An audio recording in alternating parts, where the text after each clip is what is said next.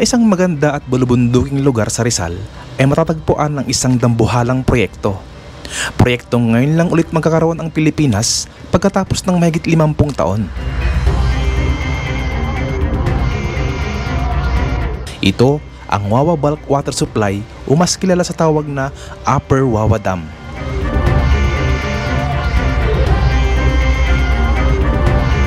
Ang Wawa Bulk Water Supply Project o mas kilala sa tawag na Upper Wawa Dam ay isang flagship infrastructure project na naprobahan sa panahon ng Duterte administration. Ito ay kasalukuyang ginagawa 3.5 kilometers mula sa dati nitong lokasyon na itinayo noong 1904 at kalaunan ay sinara noong 1968 nang mabuo ang Angat Dam sa Bulacan.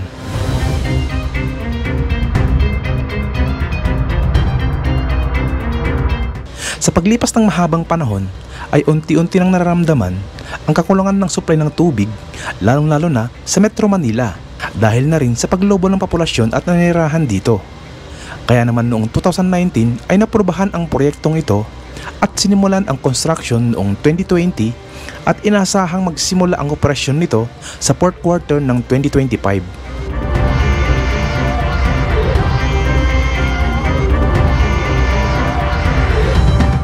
Ang proyektong ito ay may kabuuang budget na 26.5 billion pesos at may lawak na mahigit 400 hectares na artificial lake na kayang mag-produce ng 600 megawatts na kuryente.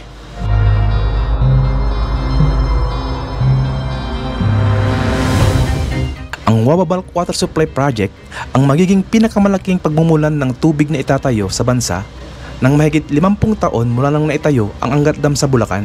Mataas ito na 85 meters na kaya mag-produce ng mahigit 700 milyon na litro ng tubig kada araw o mahigit 3.5 milyon na Pilipino sa Metro Manila at Rizal. Ang target completion ng proyektong ito ay sa fourth quarter ng 2025 at inasahang makapagbibigay ito ng pangmatagalang supply ng tubig at kuryente sa Rizal at Metro Manila. Halina't samahan niyo ako at alamin natin ang kasalukuyang sitwasyon sa ginagawang dam sa Rizal. Let's go!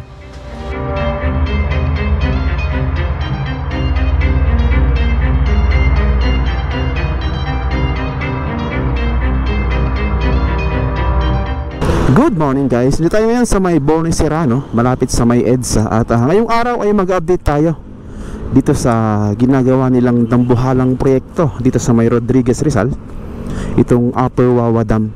So may ginagawa silang dam dyan na katuwang ng Angat Dam tsaka dun sa may Lamesa Dam. At alamin natin kung ano na yung status ng proyektong ito, dahil pagkakalam ko ay sa pagtatapos ng 2025 ay magiging ano na to, operational na. So tara, let's go! 29 and I find myself wondering what did happen to the last 10. I ran away with my life, fast forward, never turn back again. It's kind of funny that the more we pass time, the more we need to set the rewind. And 19 was the year I had to leave you, but now I'm seeing all the signs.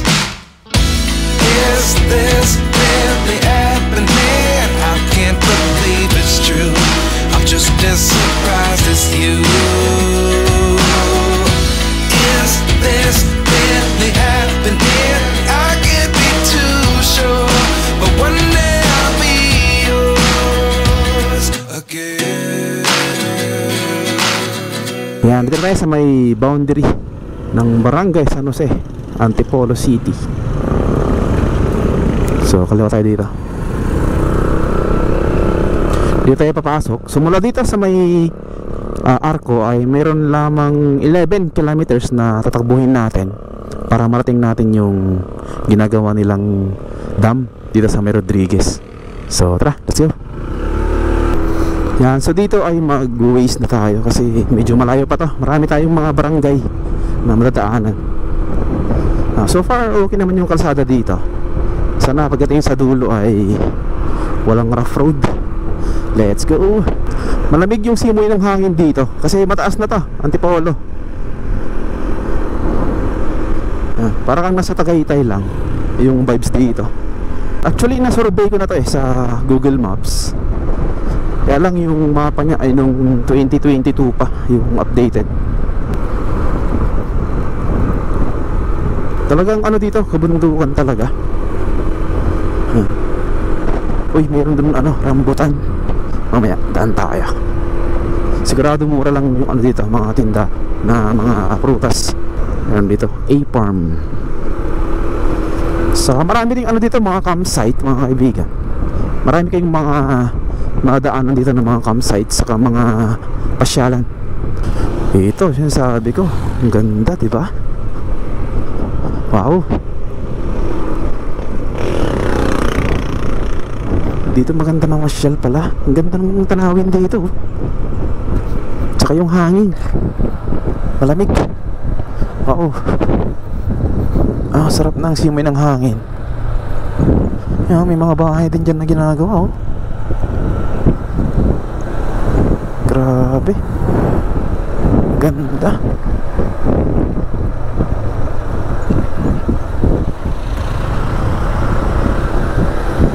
Ano yata to? Sementeryo.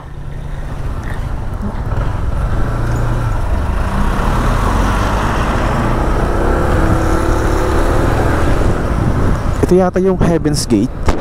Ano to? Sementeryo to. Tignan natin.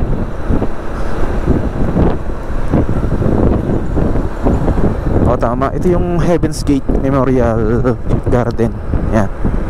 Kaya pala ang ganda ng ano dito, tanawin. Yan, liblib siya. Kaya maganda yung ano dito. Nakikita mong mga tanawin. Tsaka parang may mga pine trees pa yata dito. Grabe. Ganda. Yan, dito ay makikita mo dito na mayroong nakalagay na Upper Wawa Dam. So talagang pinapaskil na dito na mayroong ditong dam na ginagawa. So yung contractor nito ay yung Wawa JB Corporation. Yan, nakalagay sa taas niya. So proceed tayo. So meron na lang tayong 7 kilometers. Let's go. Yan, dito ay sementado pa naman tong kalsada. Kaya lang makikita mo dito na sira-sira na yung mga ibang parte niya. Yan, patungo to sa ginagawa nilang dam. At yung destination natin ngayon ay dun sa bandang Sitio Kasili. Kasi yung Sitio Kasili ay malapit na dun yung dam na ginagawa. Ito may mga ATV dito. Pwede kang mag-arakila at pupunta dyan sa mga area na rough road at mag-adventure bike. Ito, ganda rin na tanawin dito. Siguro isa to sa tourist spot ng mga bikers. Yan, o. Diba? Diretso lang tayo. So anong barangay ito? Barangay San Juan, Antipolo City. So nasa barangay San Juan na tayo. Marami dito mga nagbibinta ng mga prutas. Tsaka siguro mga dito, mga souvenir. At meron ding dito, paaralan. Yan, mababang paaralan ng Sapinit, Antipolo City. Yan, meron din yan, mga nakapaskil. Nakalagay Upper Wawa Dam, diretso. Yan, karoon na dito ng mga signage para mapuntahan mo yung Wawa Dam o Upper Wawa Dam. Maraming mga commercial space dito. May mga pasyalan, mga campsite dito sa area na to. Kasi ang maganda dito ay malamig na at maganda pa yung tanawin. Makikita mo yung Metro Manila. Dito ramdam mo na dito yung simoy ng hangin na lumalamig na. Oh, ganda dito. Wow, mataas na to na area. Yan, Pintong Bukawi National High School. So ito pala yung Pintong Bukawi Road. Papunta to sa papuntahan natin. Yan, habang palayo tayo ng palayo dun sa pinaka main road ay tinangin naman yung kalsada. Parap road naman to, ng Parap road papunta dun sa may Sitio Kasili. Yan, rough road na dito. Yan, kaya tamang tama tong motor natin pang adventure. Yan, so bali yung papuntahan nating dam ay mahigit 3 kilometers lang yung layo niya dun sa may lumang dam sa baba niya. Itinayo ito noong 1904 at nagsara noong 1968 dahil sa kakulangan ng supply niya na binibigay sa Metro Manila. So kaya naging ano na lang siya ngayon, tourist spot. Lalo na yung mga manggagaling sa Metro Manila. Maganda kasi doon, lalo na pagka summer. Maganda yung pinaka waterfalls niya. Ayan, saan tayo daan na?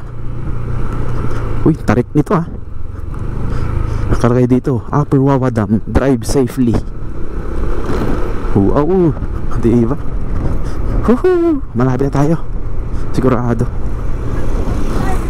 Maganda na yung kalsada, walang semento na dito. Diba?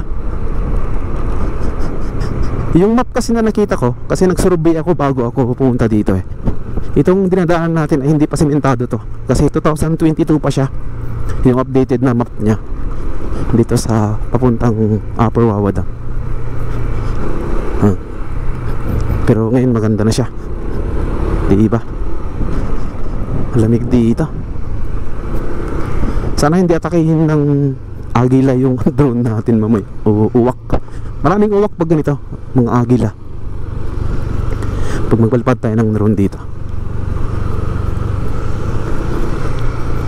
Okay na dito itong lugar dito.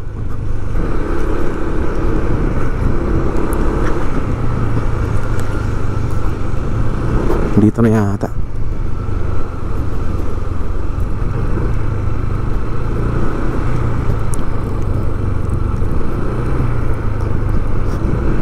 Yan. Tsaka yung mga ano dito, drainage, tingnan nyo. Sobrang taas ng ano dito, mga drainage system. Grabe. Tapos merong view deck dito. Yan, pero walang tindahan. Yan, dito ay tira na natin yung konting bahagi ng dam. Yan Wow, ang laki nito. Ayan, puntahan natin, nandyan na, malapit na.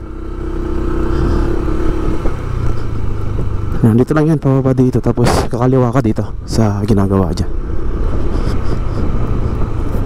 Yan, sana pwede nang daanan to. Ayan natin. Pero may checkpoint wala yata, hindi pwedeng dumaan dito. Pwedeng daanan.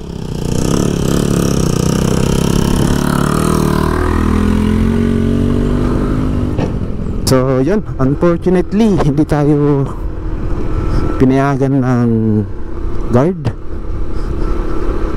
na pumasok dun kasi under construction yung daanan. Kasi ang balak ko sana ay pupunta dun sa anumang dam dun sa baba niya.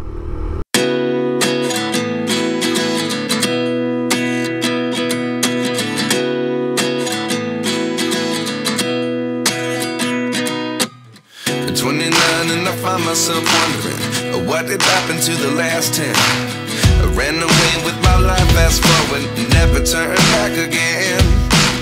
It's kind of funny that the more we pass time, the more we need to set the rewind. And 19 was the year I had to leave you, but now I'm seeing all the signs. Is this really happening? I can't believe it's true. I'm just as surprised as you. Is this really happening? I can't be too sure, but one day I'll be yours again.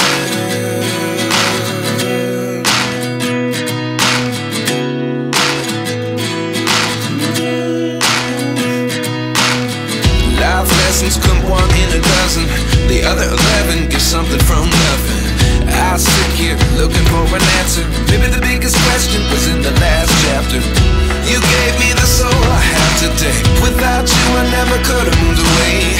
But now I see what you teach. I do believe I always should have stayed. Yeah. Is this really happening? I can't believe it's true. I'm just as surprised as you. Is this really happening? I can't be too sure, but one day I'll be yours again. One day I'll be